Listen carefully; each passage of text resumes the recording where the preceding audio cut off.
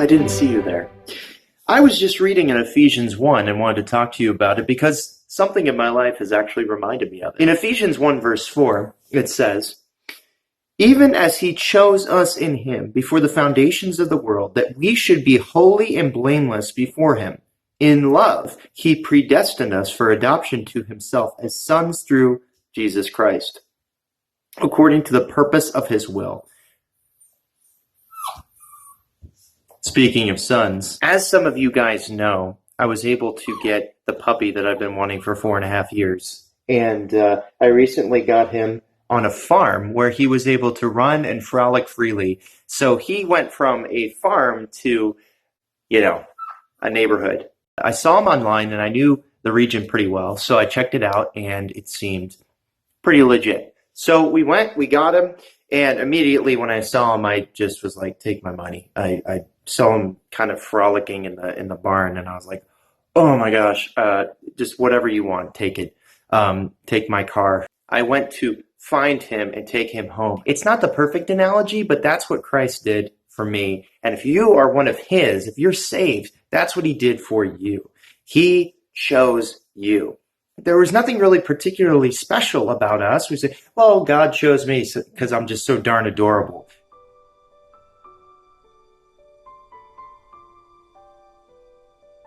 Shrek? Oh, come on, donkey. Look at him in his wee little boots.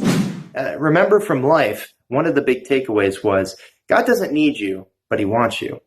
See, God wasn't up in heaven saying, honestly, life is not complete without Dave. No. He, in his grace, in his love, in his mercy, chose me. Again, nothing because of me, but all because of him, because he's good and because he's loving. Here it comes.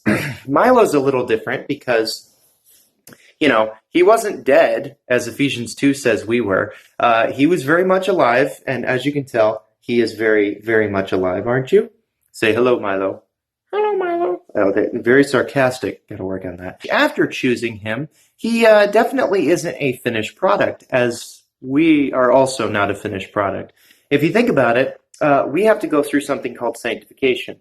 It's sort of like training, but really it's being made holy and separate from the world of which we used to live. When Milo was on the farm, and again, it's not a perfect analogy, but when Milo was on the farm, he was able to frolic and go anywhere he wanted, eat whatever he wanted, do whatever he wanted, for the most part. I mean, they had limits and everything else.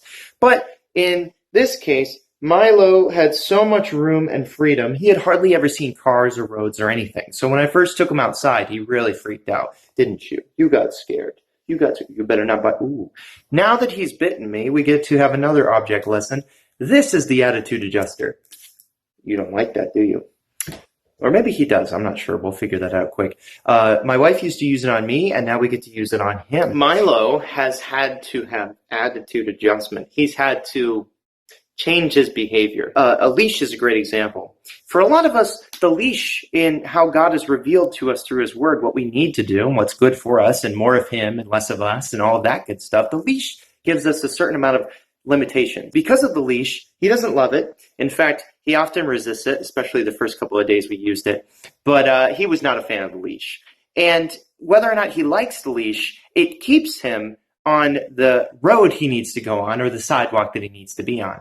If it wasn't for this leash, Milo would have probably run into a car or something. He doesn't like some of the limitations that we put on him, but we know it's better for him. He may not understand it, but we do, and we know. And God knows what's best for us. Maybe not what we want, and there are times when he's put inside of his in his crate that he does not like that. He is not a fan. Are you? Are you a fan of that?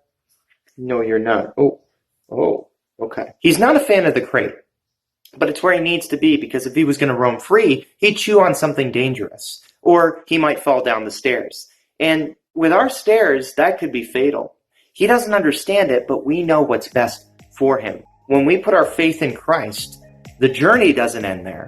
God has a relationship with us where we have to be trained to be more like Christ, the example that Christ showed us when he was on this earth.